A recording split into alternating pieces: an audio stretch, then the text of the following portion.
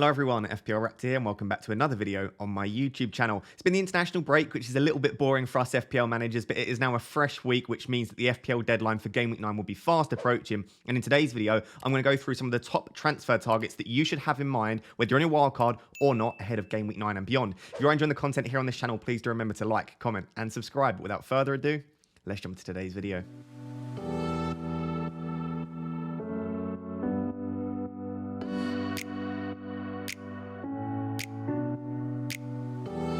So guys, I'm recording this during the international break, and already there are a few injuries that have been popping up. The likes of Luka Dean and Patterson look like they'll be out for Game Week 9. Mitrovic and Isak look like they might have picked up slight knocks, but hopefully they'll be fine for Game Week 9 and beyond. So it's worth just assessing those, keeping an eye on them, and just having a look over the international break at which players are picking up injuries, and then waiting for the press conferences on Thursday, Friday, before you make your transfers. I would wait until last minute, especially after an international break, but generally in FPL, that's what I do anyway. Just wait, because there will be some updates that we'll probably get in the Thursday and Friday press conferences. So this first section here are some differentials. Now, you guys know, if you watch my channel for a while, I don't necessarily think we should look too much at ownership anyway when we make decisions. I don't think we should transfer a player in just because they've got low ownership or just because they've got high ownership.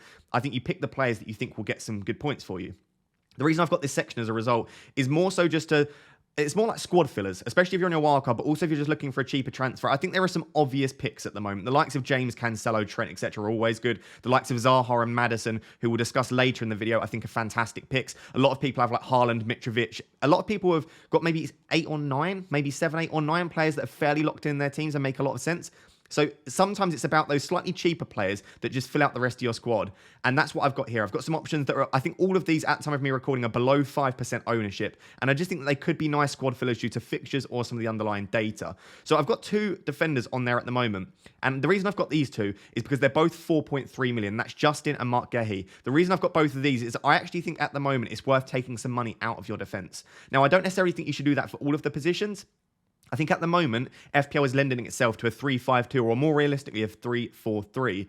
And I think most people probably have, like I said, Cancelo, James, and then maybe Trent or a Trippier as your third defender.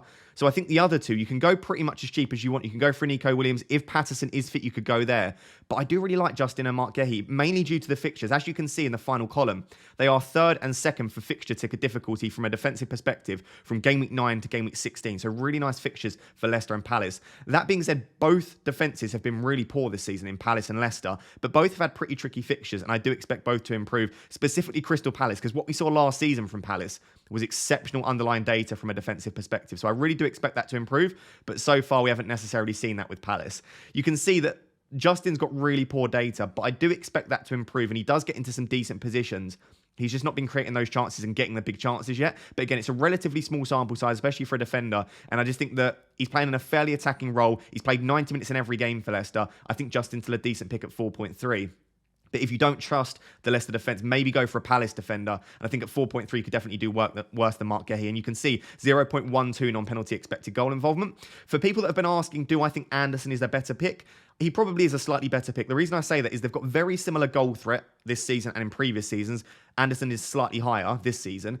But Anderson also has a little bit of creativity. He can ping absolutely beautiful balls, switch of play. He can play those sort of really nice through balls we've seen on a few occasions that sort of split the midfield. So I think you're probably equally likely to get goals from the 2 of them, but I think you're slightly more likely to get assists from Anderson. That being said, he is £0.2 million more, and I'm not necessarily sure it's worth spending that extra money when a lot of the weeks you might have this player on the bench anyway. So I think those are 2 decent options if you don't want to go for Nico Williams, if Patterson is injured, to just fill out the rest of your defence, especially with the fixtures coming up before the World Cup. We then move on to sort of, again, these are like squad fillers where they're a little bit cheaper than the likes of sort of like your Phil Fodens, etc. And I think that they could offer some really, really nice value. And specifically these 4 players, Solanke, Paqueta, Sinistera and Barnes, all below 7 million. I just think with the fixtures coming up, they're very lowly owned. I think they could do really well. Now, Solanke has been getting a little bit of attention from content creators. I'll be honest, his underlying data really isn't great. As you can see here, 0.25 non-penalty expected goal involvement for Solanke is really not great. However, Bournemouth have had pretty tricky fixtures. They've obviously had a change in management. And with the fixtures coming up, I just think the fact that he's definitely nailed on for 90 minutes, he's definitely on penalties, and his data last season, yes, it was in the Championship, but it was very good. I definitely think you could do worse than Solanke at 5.7 million. I guess my issue is there are loads of other good strikers. If Mitrovic is fine and not injured, Mitrovic and Haaland are pretty much locks in most people's teams. You've then got Isak, as we'll discuss in a second. You've got Wilson. You've got Solanke you can go for. You could just go for a 4.5 and go for a 3.52 because there are some great midfielders. You could go for a Harry Kane as that third spot there. You could go for a Gabriel Jesus. So I think the issue with Solanke isn't necessarily that I don't like him. It's just that I like so many other strikers that even at 5.7 million, you could say there's better value elsewhere. But I do really like him, mainly, like I said, they're first for the fixture ticker from an offensive perspective, Bournemouth, up until the World Cup. So I think with the fixtures, with the fact he's nailed, with the fact he's on penalties, with the fact we know that he's scored goals in the past, I definitely think you could do worse than him. And I think it's a similar situation to what I said previously with Bowen and also with Maddison, that sometimes you don't necessarily look too deep into the underlying statistics because due to fixtures, due to a small sample size, and you just think with the fixtures coming up, do you expect Bournemouth to score some goals over the next 6 or 7 weeks? Absolutely, you do with the fixtures. Is Solanke going to be involved if they score goals? Almost definitely. So for that reason, I definitely think you could do worse than Solanke as your third striker. Maybe just think about some of the weeks where you don't want to play him. So if it's a slightly trickier fixture, or maybe you don't want to play him every week, just maybe look at rotations where some weeks, if you want to, you could potentially bench him. We then move on to the three sort of mid-priced, cheaper midfielders in Paqueta, Sinisterra and Barnes. I've had a lot of people asking me sort of for that fourth or fifth midfield spot, who would I go for? Now, I think you could absolutely keep Martinelli if you're on a wild card specifically, or if you're looking at transfers. I think there's no issue with keeping Martinelli. I also think there's no issue with going for like a Marcus Rashford if you want to. But I just think with the fixtures, I would rather attack someone like a Paqueta, Sinisterra or Barnes. And I think that the underlying data for all of them isn't great, but we have seen some promising signs in the more recent weeks. And I just really fancy them as punts. Now, what I would say about this sort of spot in your team, and I've said this for a while, I wouldn't necessarily pay too much attention to content creators such as myself. This is the kind of spot in FPL where you can have a bit of fun with it. Like I said, if everyone's picking a very similar team with Cancelo, James, Zaha, Maddison, Mitrovic, Haaland, Jesus, and our teams are all looking very similar, this is the kind of spot we can have some fun. And if it doesn't pay off, assuming the rest of your team is fairly strong, it probably won't punish you too much. But when it does pay off, it's the best feeling in FPL. So I would really take a punt with that sort of fourth or fifth midfield spot, especially if you're on a wild card. Just go for whoever you fancy. With respect to the underlying data, Paqueta and Barnes have been pretty disappointing. 0.28 expected goal involvement for Paqueta, 0.31 for Barnes. Sinisterra has actually been pretty good, but again, Sinisterra has not played a lot of minutes at all. And it's the same for Paqueta, to be honest. Barnes, even at 391, isn't a massive amount of minutes. So we're still looking at a fairly small sample size. So realistically, I probably wouldn't look too deep into the underlying data for Paqueta and Sinisterra. And Harvey Barnes, we know, can go on these really hot streaks. And with the fact that they've got Forest and Bournemouth coming up in the next two for Leicester and great fixtures up until the World Cup, I'll be honest, I think Barnes will be top of my list. And I'm very tempted to try and make Barnes fit into my team. The issue is I don't quite have that price point in my team at the moment. But if I did, I would certainly be looking at Harvey Barnes. I think Sinisterra is definitely an interesting one. I think the fact that Leeds haven't played in a while, a lot of people maybe haven't been thinking about Leeds players, and maybe Sinisterra would have gone off the radar. So let me know down below if you like any of those three as options on your wildcard or with your transfers. I would be looking at all three as decent sort of punts. I put Callum Wilson on there. The latest news is that Callum Wilson should be back for the Fulham game. So by all accounts, I think probably he'll sit on the bench once again, but I think we'll probably see 30 minutes from Wilson. If you're on a wildcard, or if you want to take a punt on a transfer, I think you could definitely do worse than Wilson. And I do think that Newcastle will probably stick with a one-striker formation. I think what this probably means is, number one, Isak is no longer on penalties.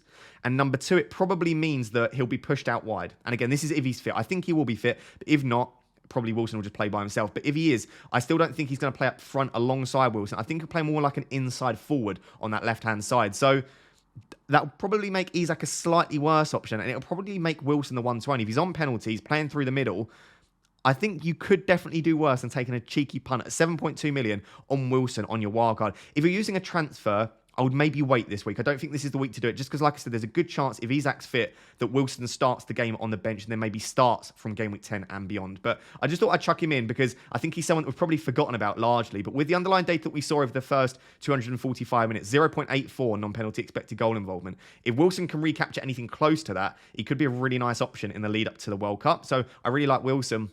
And then I've got two slightly more expensive options to finish. Both of them not great underlying data, and both of them would be massive punts, and that is Mason Mount and Bowen. We'll start with Mason Mount. Mason Mount has been really poor this season, but of course, they now have Potter. It's a new manager. Do I think Potter will get a lot out of Mason Mount? Absolutely. Do I think Potter will start Mason Mount? I really do. And as a result, he looked really promising in Potter's first game. I just think that Mason Mount could be a cheeky punt. Again, probably on a wild card, or if you're just a risky manager. I think if you're trying to play relatively safe, maybe just give it a couple of weeks to assess what goes on with Mason Mount. I think especially as the fact they've got a relatively tricky fixture against Palace in game week 9, you can maybe wait on Mason Mount and just see how he fits into the Potter system. But I genuinely do think he could be a decent option over the coming weeks in the lead up to the World Cup. And hopefully later on in the season as well, Mason Mount becomes an option once again. And he's obviously down at 7.6 million now, so he could be a really good, cheaper option. And then just to finish with Bowen, I still think Bowen's a great option, and Bowen is still a differential. And I think the fact that he blanked in game week 8, I think a lot of people will say, well, he blanked in game week 8, he's blanked for the rest of the season. I don't think Bowen's a good option. I'll be honest, I thought Bowen looked excellent in game week 8. Now, I don't think this is biased at all. Let me know down below if you disagree. I think he was creating quite a few opportunities. He looked like one of West Ham's best attackers.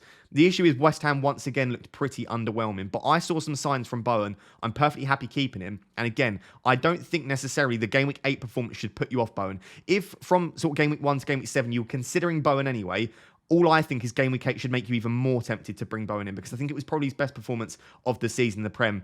And I think he was very unlucky to come away without any returns. So those are some of the differentials that I would potentially be looking at. Let me know down below if there's anyone that I've missed off. If I were to sort of select a couple that I really, really were interested in, it would be Solanke from the strikers. I do really think he's still a decent option. And then probably Harvey Barnes, maybe Sinisterra in that midfield spot. But I think all of these could be decent options. And like I said, very interested to hear who you think are good differentials for game week 9 and beyond as well.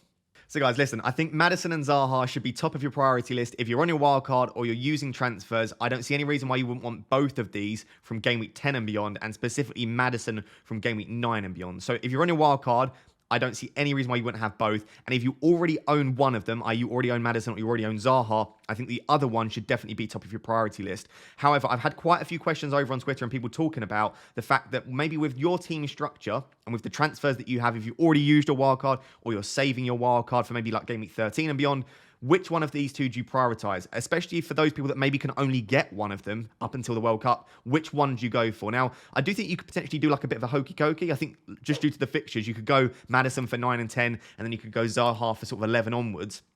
I think realistically, though, you probably just go for one and hope they're the one to own. So if I had to choose one, who would it be? Let me go through the underlying statistics and explain what my reasoning would be for picking one of them. So fixtures-wise, I actually think they've got very similar fixtures over the next 6 and in the lead up to the World Cup. I wouldn't say that one's got much better fixtures. I would just about lean towards Leicester. Basically, both teams play Leeds. Both teams play Wolves. They then play each other. And then outside of that, it's pretty much like, I would say the other fixtures are slightly better for Leicester, right? They've got Nottingham Forest and Bournemouth in the next 2.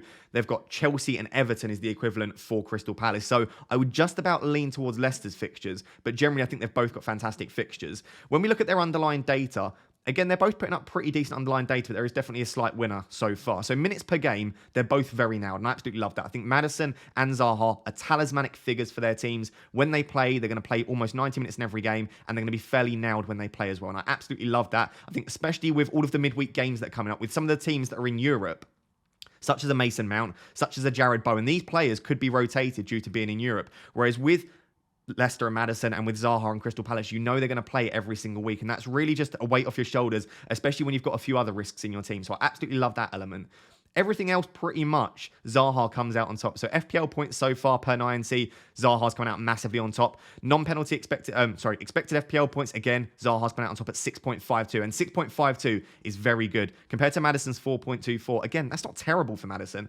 But Zaha has just been on fire so far this season. 0.49 non-penalty expected goal involvement for Zaha is exceptionally good as well. 0.27 for Maddison, again, is pretty decent. But considering Zaha's cheaper, and considering Zaha is on penalties, to have a non-penalty expected goal involvement of 0.49 is very good. His expected assist is 0.15 for Maddison, 0.12 for Zaha. And then this is the thing that really draws me towards Zaha, is touches in the box. Now, touches in the box don't always equate to FPL points into returns, right? You can get touches in the box and do nothing with those touches.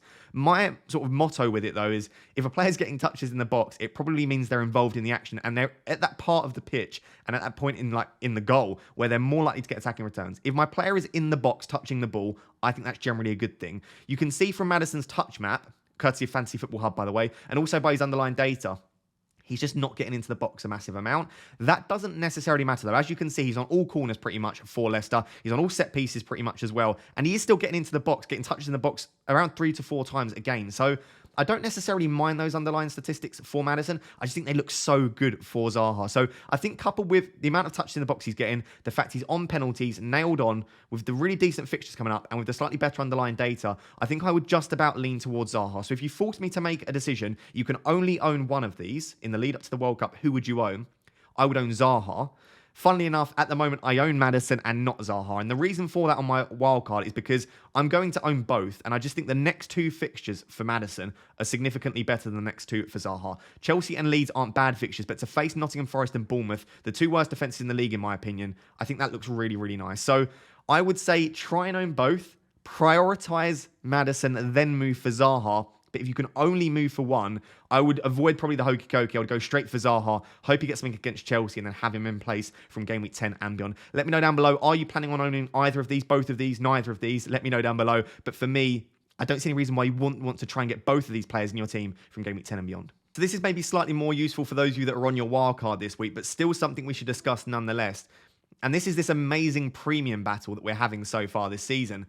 And it's definitely interesting. And I really enjoy it because it gives us another decision to make in our teams. I think, let's be honest, most of it this season will own Haaland and will continue to own Haaland unless we see a massive drop-off or unless he starts to be rotated quite heavily. But at the moment, Haaland's fairly locked into our team. So then we have two decisions to make. Do we want to go for a 2 premium draft or a 3 premium draft? And who do we want our second and third premium to be? And these are big decisions to make at the moment. And it can be a massive difference, especially if you're rotating captaincy. I think if you're captaining Haaland every single week, that second and third premium isn't such a massive decision. Because if, for example, Sterling gets 8 and Kevin De Bruyne gets 12, you're only losing 4 points. However, if you switch the armband to that second premium, all of a sudden that's a much bigger difference. So I think specifically if you're not permanently captaining Haaland, I think this is an even bigger decision. And when I look at some of these underlying statistics, it makes me very tempted by a 3 premium. If I run a wildcard this week, having looked at this data, I would be very tempted by a 3 premium. The reason I say that is the underlying data for all of these guys is actually exceptionally good. The worst on this list is £10 million sterling at 0.7 non-penalty expected goal involvement, which is really strong. And then you've got Salah at 0.72 non-penalty expected goal involvement. So by all accounts, all of the premiums are putting up really good underlying data this year. You can see Kane and Son then coming in sort of third and fourth at 0.81 and 0.77. So both of the Spurs boys putting up really good data, slightly better data than we saw last season from them both.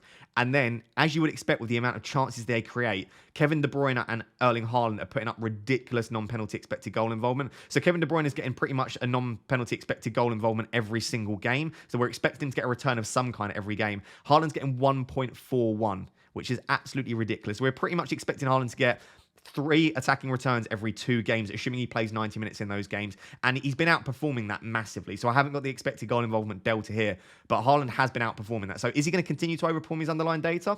Potentially. We've seen it in the past. Is he going to continue to overperform his underlying data to the extent that we've seen this season? It's pretty much impossible. So we're either going to have to see a further increase in his underlying data, or Haaland's just going to have to drop off slightly because players just don't overperform their underlying data by that much. Even the likes of Heung-min Son just don't do it to that extent. So I think we might see a slight drop off in Haaland's output. But generally speaking, I don't see any reason why you would ever want to go without Haaland when he's looking like this. So really, who is the best second premium in that case? If Haaland's involved in 2.66 big chances per 90, getting a 1.41 non-penalty expected goal involvement for 90, who do we add alongside that? So I think this underlying data would suggest that you can't really go wrong with a double up with Haaland and Kevin De Bruyne. Often if they get a goal, you'll get returns from both De Bruyne and Haaland. But De Bruyne in his own right is just creating a ridiculous amount of chances. His expected assist is 0.7 per 90. So he's just creating so much. And his expected goals are relatively decent as well. My only slight issue with De Bruyne is, like I said, that non-penalty expected goal involvement is massively made up through expected assist. That isn't an issue, but if he only gets 1 assist, even if he gets a clean sheet point and a bonus, all you need is Son to get 1 goal, and he's probably outscored him. So I tend to favour players that are scoring goals because it's better for bonus, you get more points for it. And especially if you're a midfielder such as a Son or De Bruyne, I would much favour those midfielders that are scoring goals. And Kevin De Bruyne is just not a massive goal scorer. It's going to be more of those assists. And also due to the fact that, again, you are doubling up on Man City when their fixtures aren't great.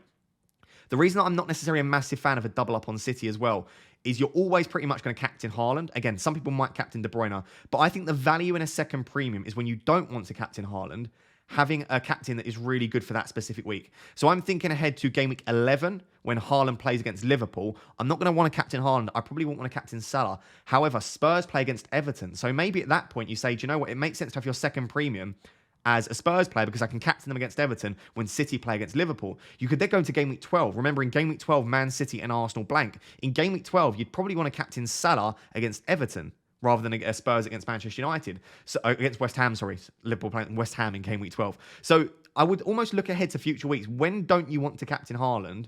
And when might you want a premium in that place? And I'm looking specifically at game week 11, a Spurs asset, and game week 12, a Liverpool asset, are probably the ones you want. So I'm thinking maybe if you're on a wild card now, you're looking for 2 premiums, maybe you go for Haaland and a Spurs asset until game week 11, and then you move that Spurs asset or Haaland to Salah in game week 12. That would probably be the way I would go with it. But I think literally all of these are fantastic options. When you look at the underlying data, none of them have been disappointing, particularly this season. You could say maybe Salah at 0.72 is disappointing for his price tag.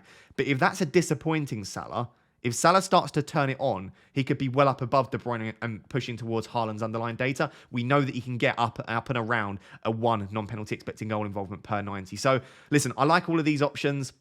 I don't think this season it's necessarily an issue to do a bit of a hokey-cokey with your premiums. I wouldn't necessarily plan to change your premium every single week. I don't think that's a good use of your transfers.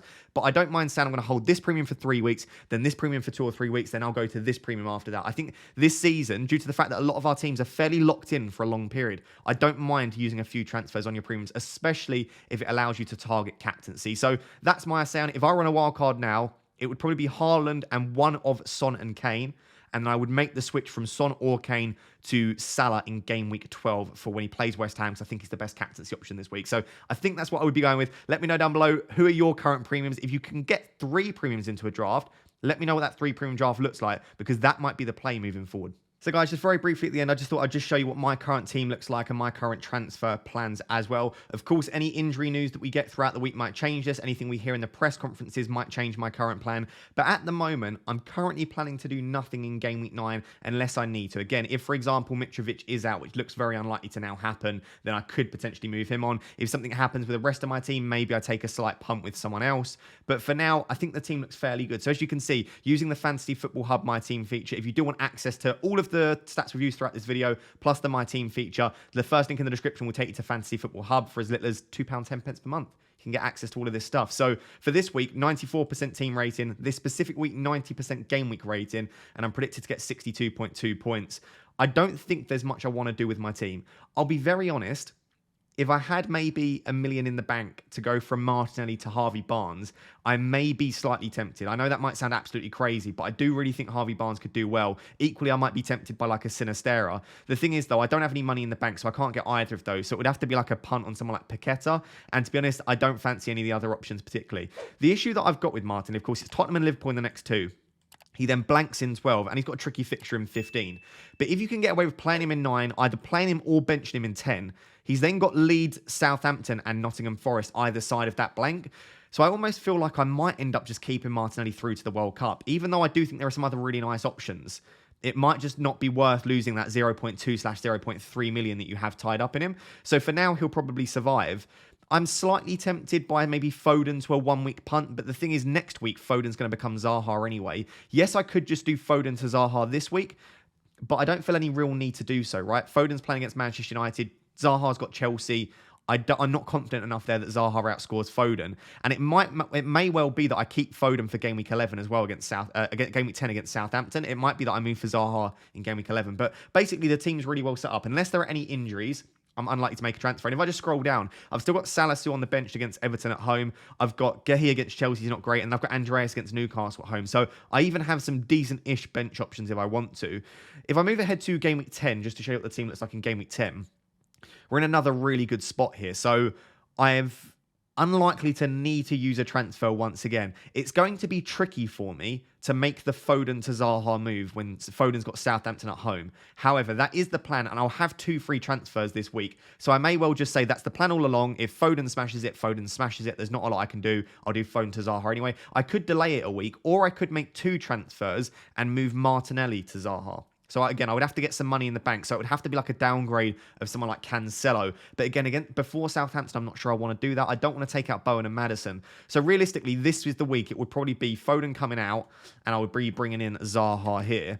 And then the option that I've got is, do I want to take out Martinelli against Liverpool and play Mark Gehi against Leeds, or do I just play Martinelli against Liverpool? To be honest, at the moment, I'm leaning towards I'd probably just play Martinelli. I don't have a Liverpool defender, so I'll just be hoping on the fact that there's goals in that game and that Martinelli's involved in them. And again, I will be captaining Haaland, as you can see, projected to get 10.5 points against Southampton in game week 10. So he's the standout captaincy option there.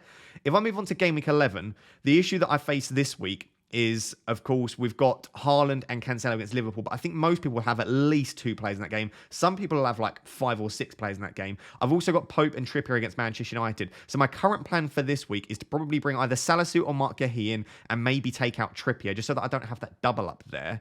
If Everson's playing by now, I guess I could play him instead of Pope, but I think I'll probably keep one Newcastle defender. I think I'll still play my City players, and again, hope that there's lots of goals and hope that Cancelo and Haaland are involved. And this is the week where I'm probably going to captain Kane against Everton at home. I just think a Spurs playing game week 11 is the standout captaincy option, and I think I'd probably do that. But remember, at this stage, I would still have 2 free transfers. So I guess what I'm showing you is every week the team looks really good, and I would have free transfers to be reactive to different things and taking punts if I want to. I'd have Martinelli now in place against Leeds, Southampton and Nottingham Forest, either side of that blank. And if we skip ahead to game week 12, again, I've only made 1 transfer in like 4 weeks here, so I'd have plenty more transfers to use. But you can see that if we, let's just click the optimize button. If we optimize the team, bench, Cancelo, Martinelli, Haaland, the team's actually really, really nicely set up for game week 12. All we'd have to do is take out Bowen and Kane for Salah and then a striker. So I'll just show you that move. That's the current plan anyway. Bring in Salah in that spot, and then I'll take out Kane here, and I'd have up to 7.4 million. So I could bring in a Wilson, I could bring in a Tony, I could bring in a Solanke, any player in there for Kane, and then I would captain Salah, who would be the best option. So let's just say for now, it's like a Tony or someone like that. He's got Chelsea in game week 12, which isn't ideal by any means, but beyond that, I do really like the fixtures. So the team looks really nice. Then for game week 13 and beyond, the team's set up really well. So I'm very, very happy with the game week 8 wildcard. I'm not upset that I went in 8 rather than 9. I don't think my team in 9 would be too dissimilar to 8 anyway. And that's the current transfer plans, I guess. The current transfer plans is there isn't one. I'm going to try and roll in 9, go through to 10 with 2 free transfers, and I'm going to get Zaha in for some way for that Leeds and Leicester fixtures in 10 and 11. Let me know down below what your transfer plans are. Let me know what your dilemmas are, and I'll do my best to answer your questions. But I think the team's looking good moving forward. So guys, there you have it. That is my Game Week 9 transfer targets video. Hopefully this helps you whether you're on your wildcard or not. And if you did enjoy the video and you got some value from it today, please do drop a like on the video. We're continuing to try and hit 1,000 likes on every video. And please do subscribe to the channel. The next milestone is 35,000 subscribers, which we are fast approaching. Until next time, guys, thank you very much for watching. Cheers. Bye-bye.